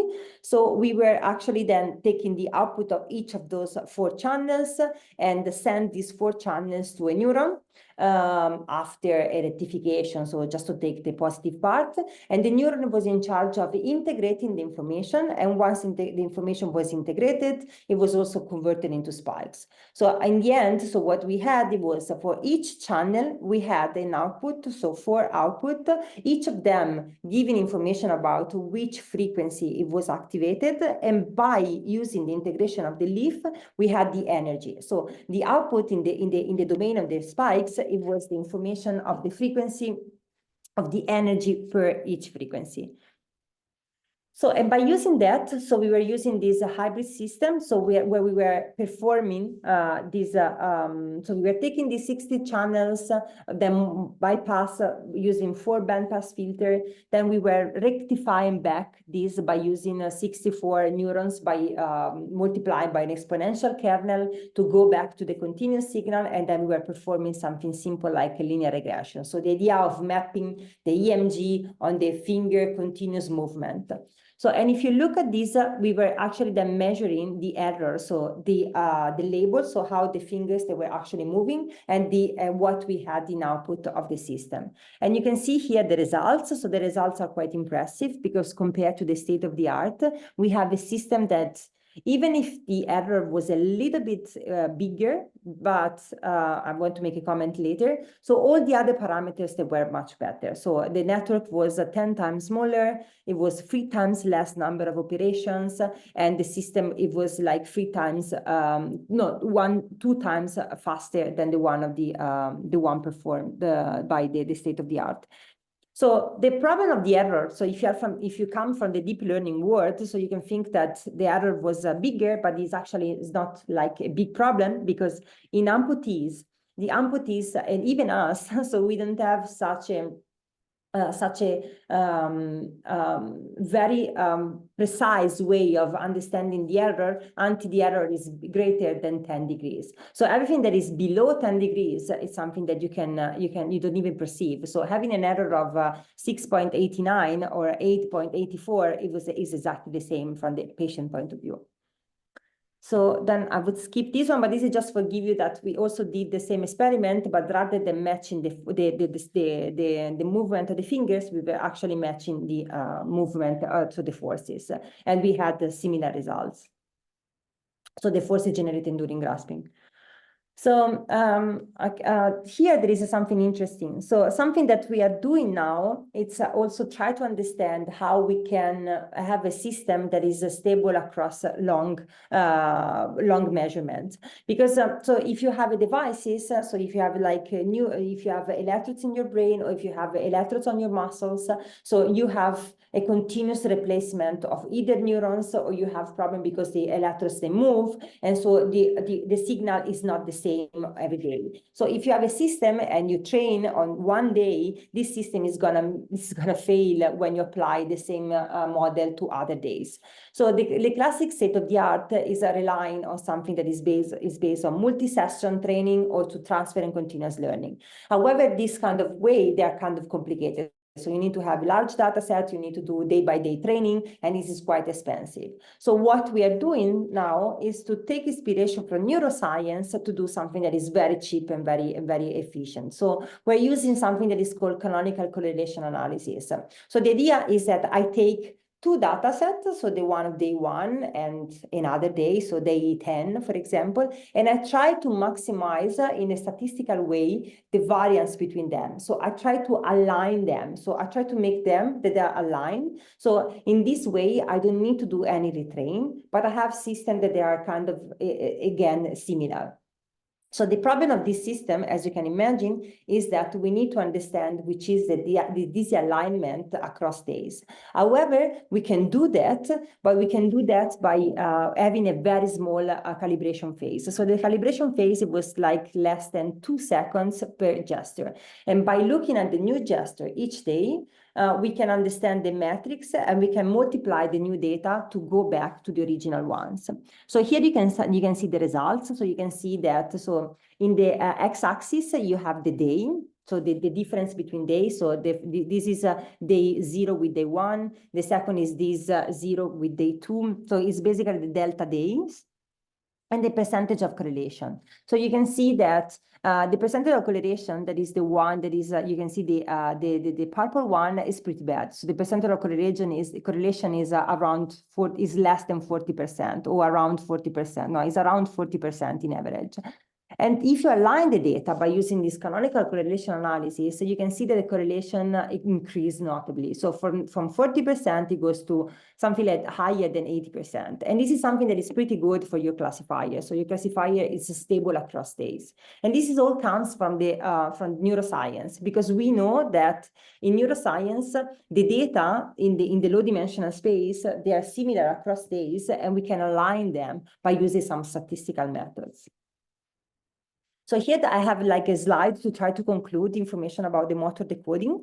So, so the idea is just to take the take-home message. So we can see that neuromorphic technology. So what I was trying to explain you is that they enable faster and more power-efficient computation by addressing the problems at the hardware level. So rather than having very complex algorithms and software, we can have all the problems solved at the hardware level. So it's important the way we generate the spikes, so and the way we extract features. So because we are working on this feature engineering. So because if we are in the correct, we have the correct features, so we can reduce the network workload. And if we reduce the network workload, we can build small networks, hence small chips. In my particular case, that I work with neuromorphic hardware, and then we can reduce, as a consequence, the power consumption, and is ideal for edge computing. And it's also something that we notice is that by using events, so we can move from the, and since we go in the feature engineering domain, so we have system where the level of noise decreases because we only take the events rather than the continuous signal. And because we have the features, we have a system that is more linearized, and this allows for a linear readout. And to the contrary to deep learning, we have a system that they work better when we have a small data set, because we don't have the risk of overfitting when we use these particular chips. And we can also have this short calibration, as I was saying in my last slide, by addressing that is able to address the variability of the signal. And all of this without using computational expensive multi-training session. So now just a few words about the feedback, and then I think we don't have time to go to the last topic, but just something about how we can restore information. So one important aspect of, in general, this is not even neuromorphic, this is in general, is when we do control and we want to have a very sophisticated control strategy, so we need to have information about how the objects are attached.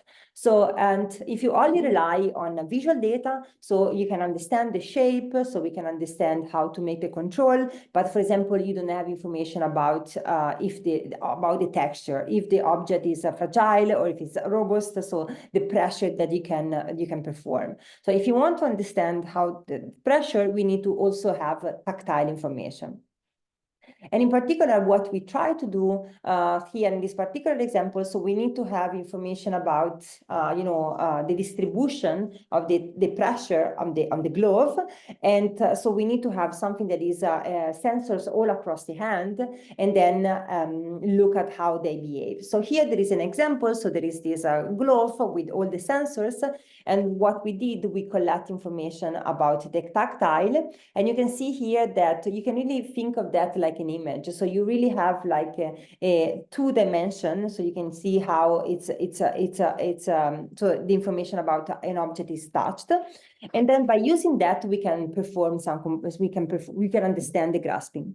So by using standard approaches like deep learning, like CNN, so you can have very sophisticated behavior. You can understand the object, but still you miss a very important component. So you miss the component of the grasping if I'm touching something or if I'm releasing something. So this continuous movement that is, again, similar to what I was saying for the motor control, it's something similar in the grasping. So that's why we started to work on something that is more towards what the brain does, towards something continuous.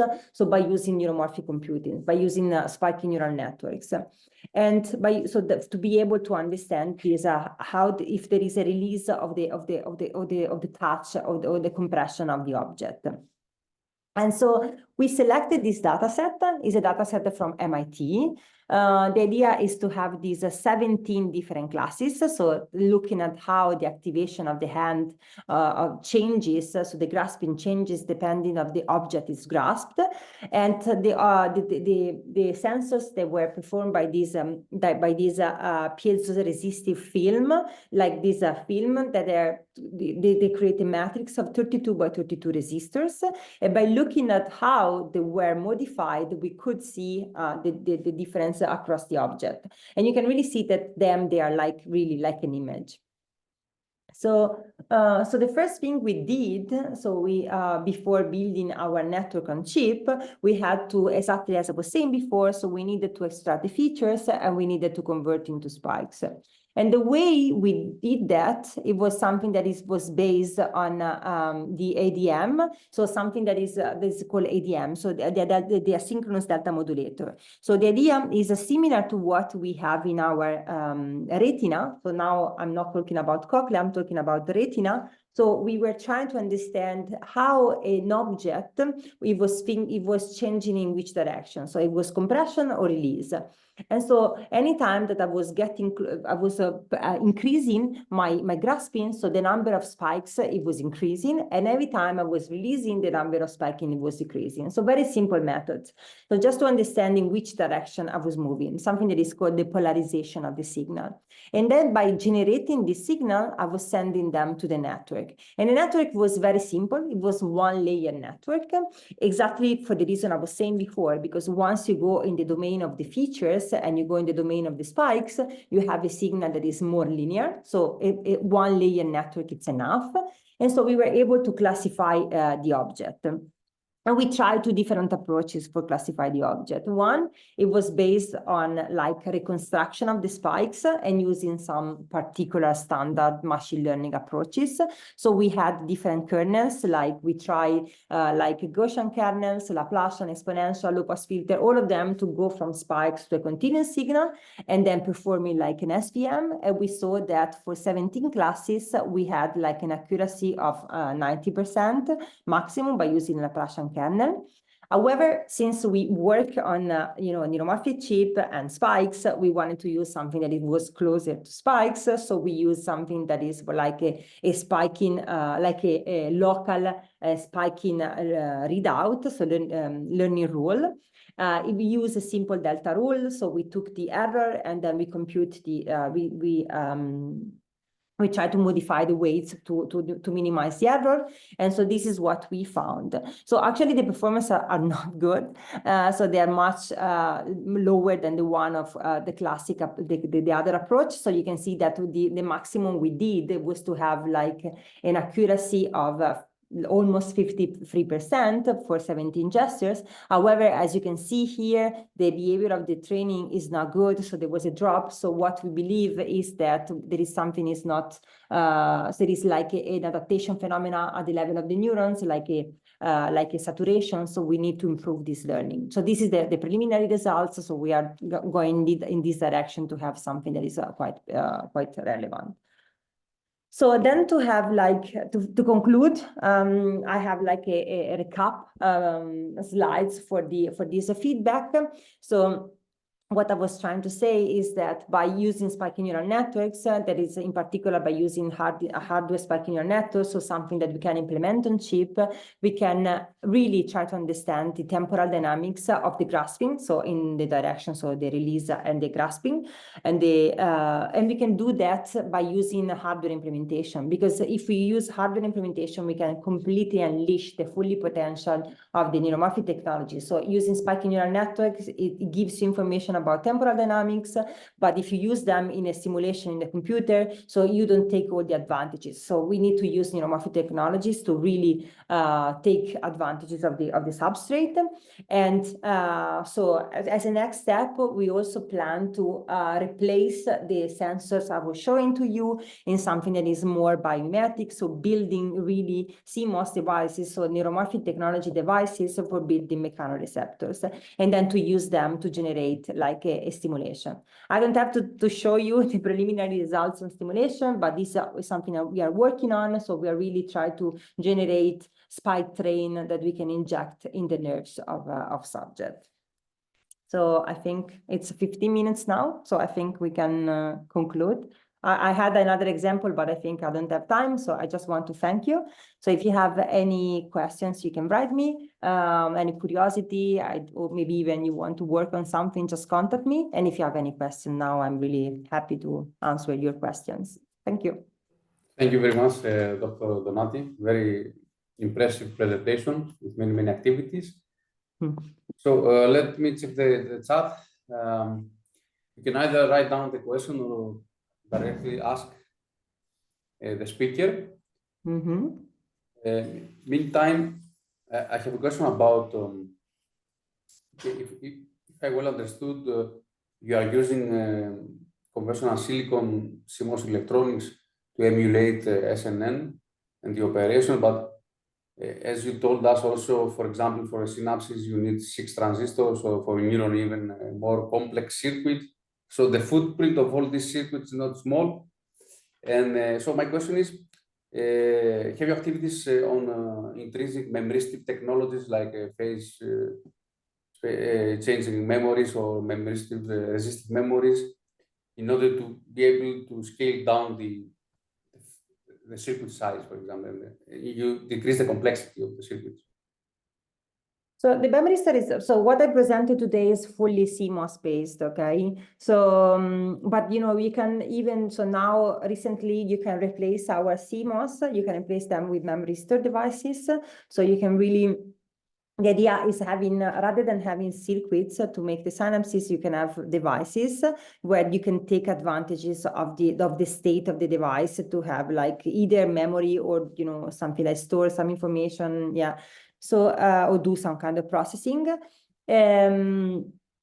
And you can actually use them. So they're mainly used when you want to build very, very huge networks. That is something that I don't do. So in my case, I rather do the opposite. So I have a smaller system for edge computing. So I want to build very small networks to solve very precise tasks. So in my case, I don't need memristor. So I still based on this CMOS. I can still use pure circuits.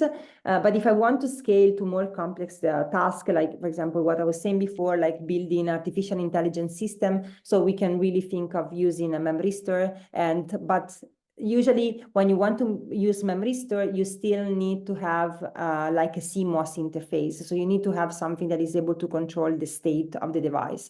So nowadays, so there is a lot of this co-design between CMOS and memristor. Yeah, but the direction is towards a memristor, yeah.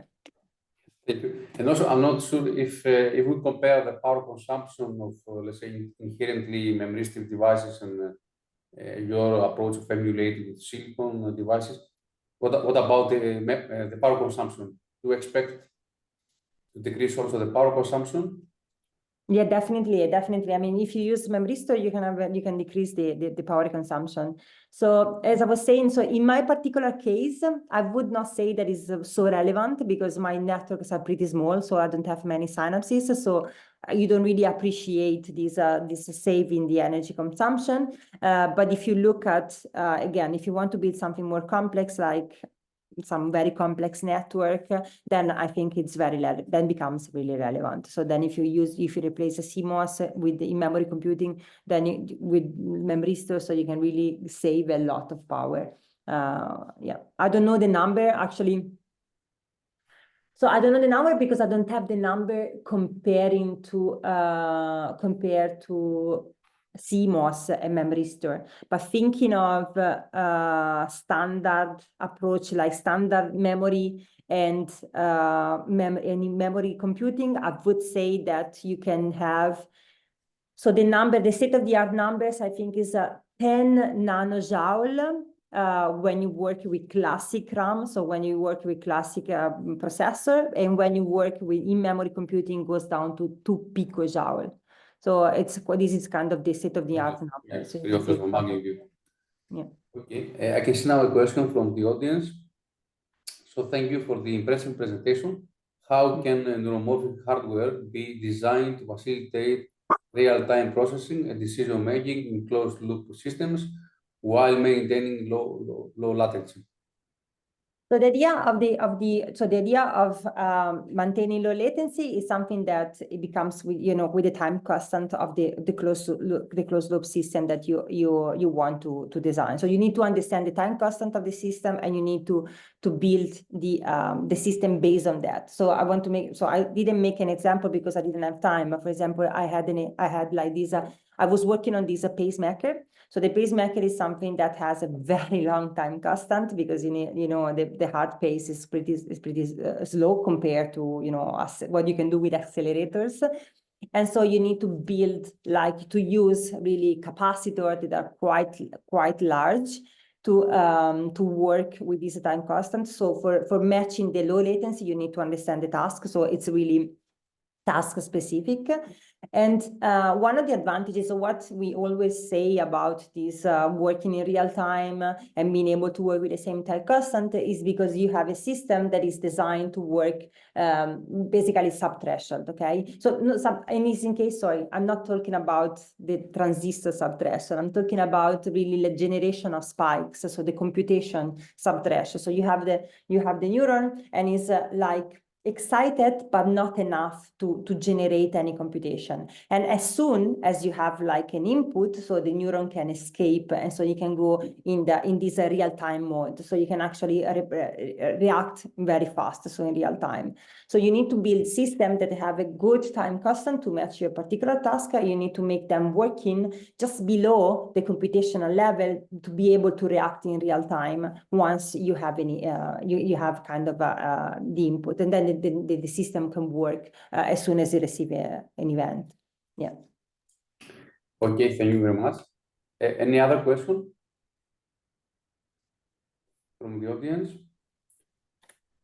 I think otherwise, thank you. Okay. So I think everybody can contact directly the speaker. Yeah, if sure. you need further communication. So I would like to thank you very much, Dr. Donati, for accepting to participate in our school. Thank you very much. Thank you very much. So now for the audience, we will have now a lunch break for one hour, and we will meet back again in around 2 o'clock for the last 2 webinars. So see you later. Thank you.